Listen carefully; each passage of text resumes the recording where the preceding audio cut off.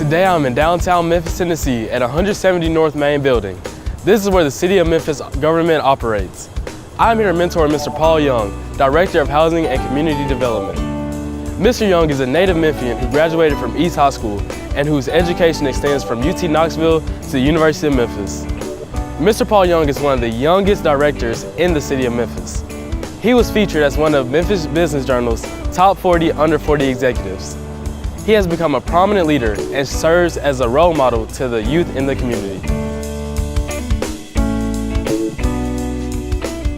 Mr. Young, it's so nice to meet you and mentor with you today. Nice to meet you as well. Excited to have you here. Yeah, we really appreciate the wonderful works you're doing here in our community. Thank you. Well, it's an honor for you to be here and to have this dialogue with you today. I'm excited about all the work that you are doing and how this conversation can help young people in the city of Memphis.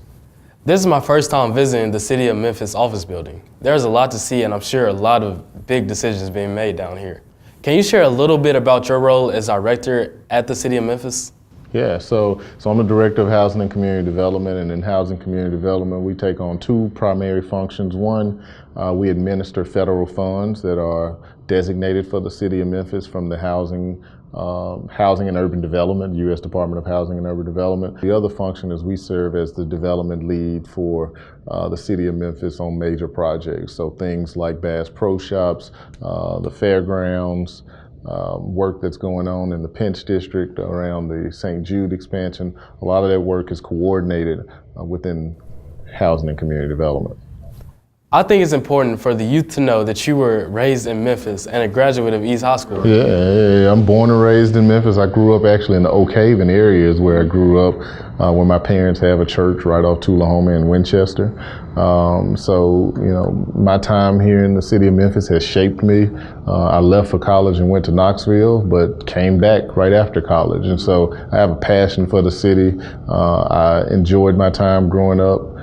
Enjoyed my time at East High School, still connected to many of my classmates. And so, you know, it's just exciting to see the growth that has taken place from the time that I was in high school. And I'm really excited about what this next chapter means for the city, because many people don't realize that we're really on the verge of something magnificent happening in this city. When you walk around downtown, it doesn't look like it looked 10, 15 years ago. The energy is different. The momentum is there. And so I'm excited to be a part of this change, but I want to make sure that as we change, that all of the residents of the city are able to experience that growth and benefit from what happens, and that people aren't left behind. So did you know when you went to college that being in the public sector would be the path that you would take? No, I didn't.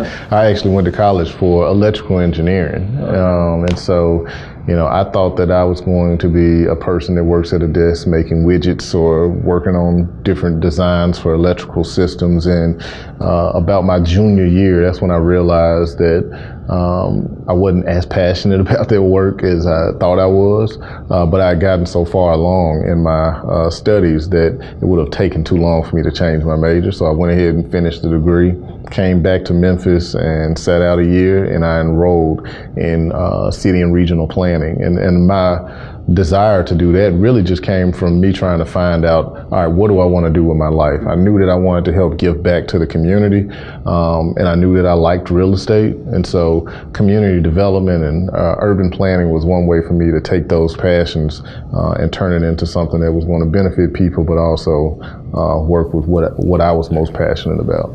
You are a great success story for the Memphis community.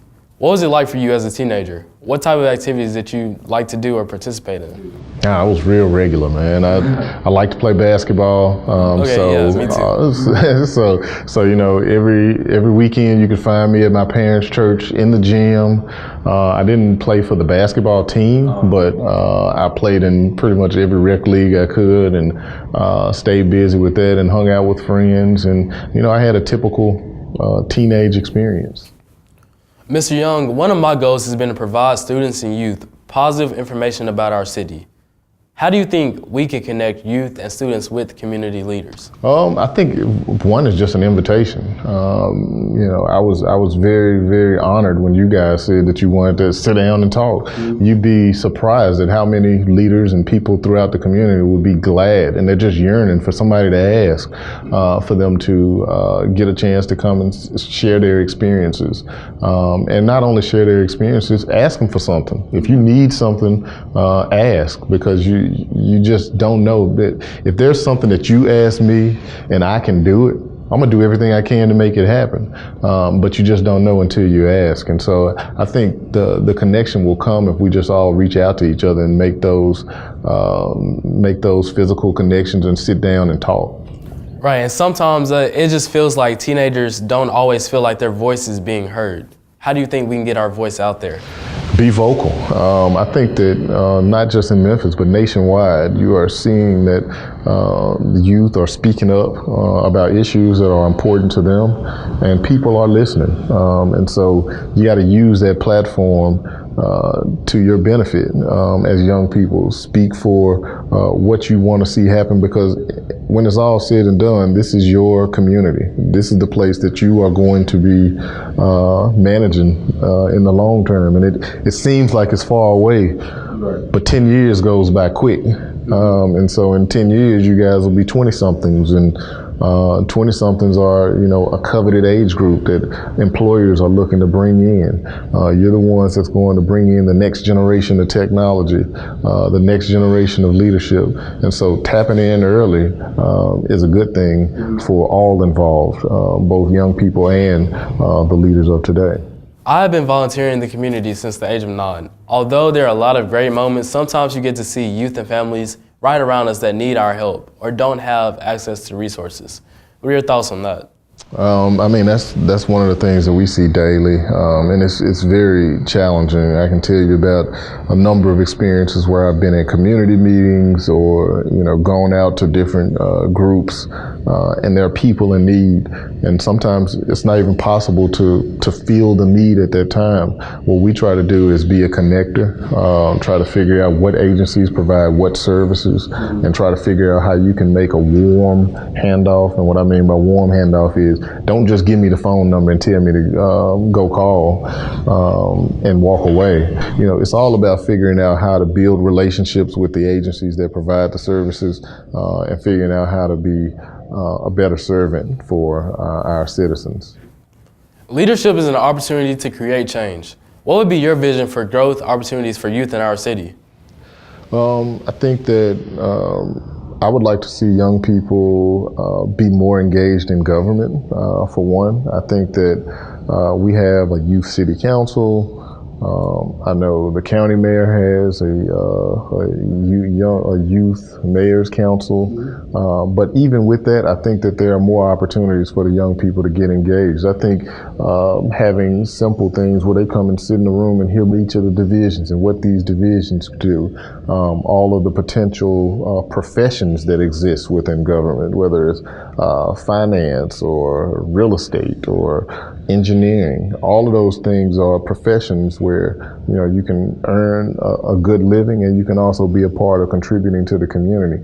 I think young people need to understand that there's a bigger spectrum of responsibilities when it comes to our society, and so it's not just about being able to make money for your own self-gain. But it's also about how can your existence contribute to a better society for all. And I think working in government helps you to embrace that. And so I think having those dialogues from a leadership perspective with young people is going to be a great benefit to transforming this community.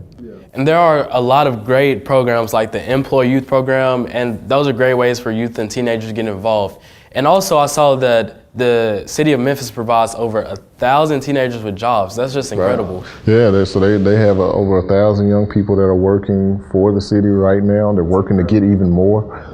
And I think they started off with 500-600. And so that's growing each year. And it teaches them learning opportunities and different skills. This is something they can put on their resume. As we look at changing our community, it's not going to be a flip of a switch and everything changes overnight.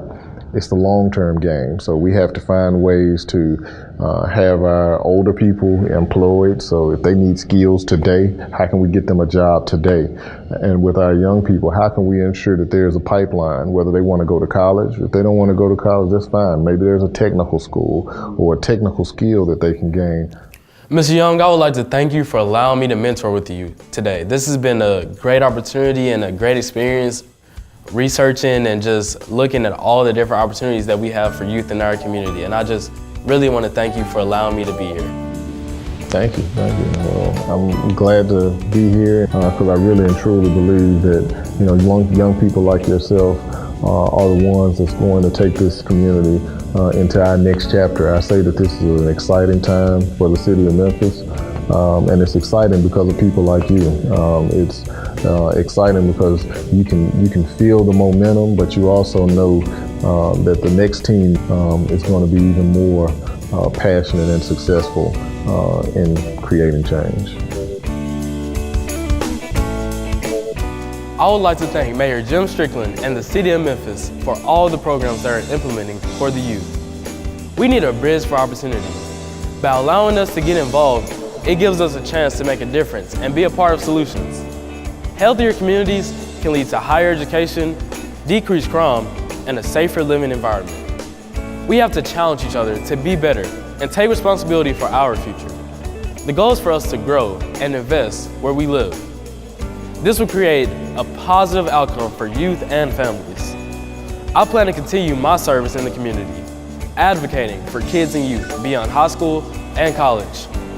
I'm asking for youth who haven't get involved, let's get involved and volunteer. Let's take the time to see what opportunities exist in our community. Research the public sectors. Find programs that are being implemented to make Memphis the city of choice.